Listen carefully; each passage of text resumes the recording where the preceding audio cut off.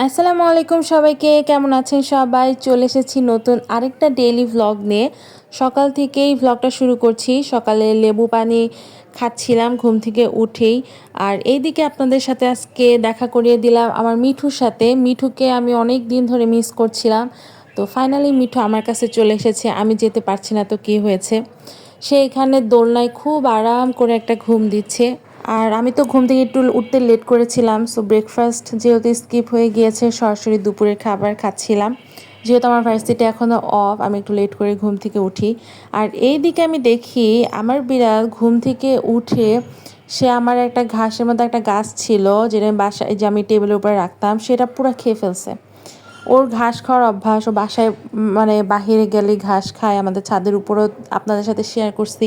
কিন্তু এইখানে এসে যে সে এই কাজ করবে, আমার পুরো গাছটাই একদম শেষ করে দিছে। তো যাই হোক, এত বছর মানে এতদিন পর আমি এই বছরের প্রথম কাঁঠাল খাচ্ছি, আর এটাই শেষ, কারণ আম্মু আসার সময় নিয়ে এসেছিল। কাঁঠাল এমন একটা ফল, সেটা আসলে এইভাবে একজনে কিনে খাওয়া যায় না, পরিবারের সবাই একসাথে না খাইলে। তারপরে এইদিকে আবার আম্মু কেটে দিয়েছিল ড্রাগন ফল, সেটাও খাচ্ছিলাম। সো আজকে বিশ্বকাপের ফাইনাল খেলা, সেই ভ্লগটা আমি আপনাদের সাথে এত লেটে আজকে ছাড়ছি। সো এই ভ্লগটা আমি কন্টিনিউ করছিলাম যখন খেলা শুরু হয়ে গিয়েছিল, তখন রাত 12টার দিকে। খেলা উপলক্ষে আমাদের বাসায় আমরা ছোটোখাটো একটা পার্টির আয়োজন করেছিলাম।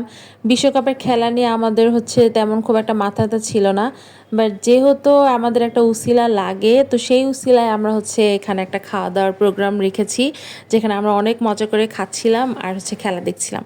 সো যাই হোক, আজকের ভ্লগটা এই পর্যন্ত। আশা করছি ভালো লাগবে। আল্লাহ হাফেজ।